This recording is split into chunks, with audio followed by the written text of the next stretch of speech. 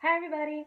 Told you I'd be back with another video, so here it is. This video is about socialization. What is that? That's the process of learning how to behave in society. And when your society is inherently capitalist, patriarchal, and racist, and, colonialist, it teaches you how to behave within it, how to behave according to social rules and mores. And so when people ask, how are we still having this problem in 2020? Because society and its system perpetuates itself. It socializes us to accept what they believe is true for our society. So let's talk about a little bit how this works. The system that I'm using, I learned it with a diagram from Bobby Hero, so definitely you can look that up. But let's get started and learn, how does this system perpetuate itself? So first, you are born innocent. The system existed before you got here. You had nothing to do with it, which is always true. But the system was in place, and depending on where you fall within the system, it has decided to educate you in a very particular way. Next step. First, socialization. The first people who teach you are your family, some of your teachers, your trusted adults. They teach you the basics of how to live in the society.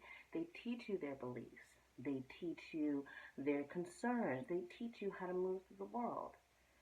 And you take those beliefs, you take those ideas, and you don't really question them. Why?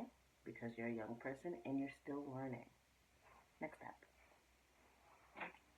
Institutions and culture. The institutions, so schools, churches, media, all of them can reinforce what your family taught you. They can help support these ideas.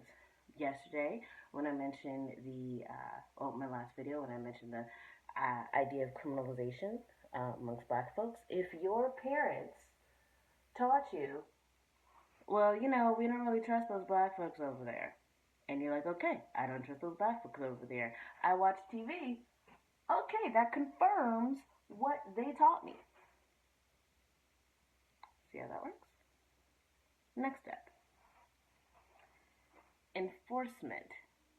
So now you have these ideas. Is confirmed by institutions, culture, all those things, and then you see how it is enforced and stigmatized in society. You see, oh, all these people are actively going to jail. Or you see, oh, my particular group may be the one that is constantly elevated. That confirms what I was taught initially. You get to see and understand how society is reinforcing those beliefs that were first taught to you. Next, dehumanization. That can be both externalized and internalized. So this works for multiple groups, so again, in different ways. If you think of dehumanization as the separation of yourself from other beings, the separation of sometimes yourself from your own feelings, it's part of the justification of why things are. So if I say, hey, I've believed all these things about this particular group, I am separating myself from seeing how things could be from their side, and so that's that internal dehumanization, and I can actively discriminate, I can actively hurt, I can actively confirm all those things that I believed. That's that external part. If you're someone who is in the group that is being oppressed by the system, well, that dehumanization can be again, I don't believe that I can do anything. And the external expression of that can be that anger, that frustration, that also the despondence, or trying to grab onto the little bit of privilege that you can get and separating yourself from everybody within your group, dehumanizing them because you don't find them worthy. Next step. We thought we were done.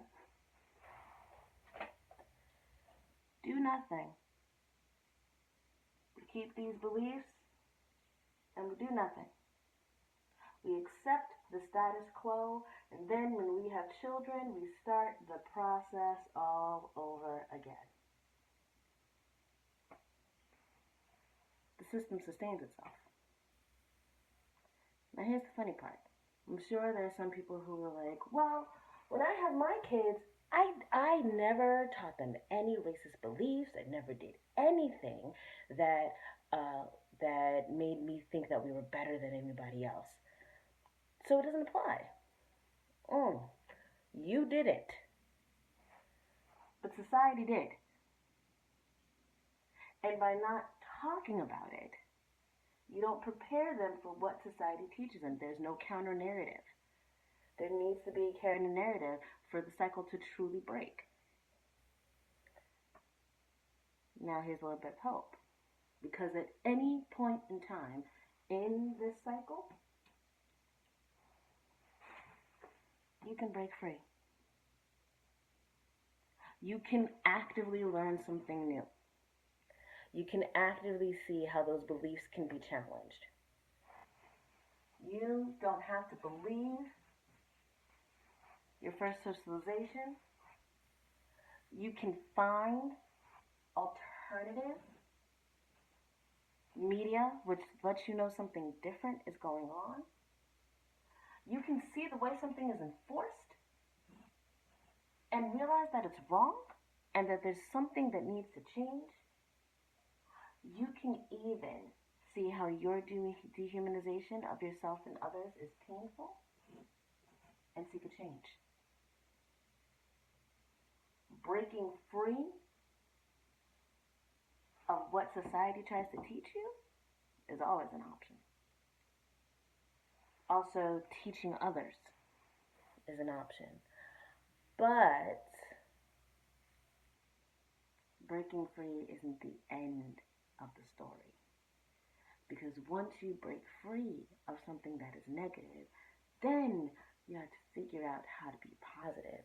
You have to figure out how to unlearn what all of these things have taught you. And that is another process. But we'll get to that with my next video. Process of socialization. That's what this is. Next up is the process of liberation. And you'll learn that soon. See you soon.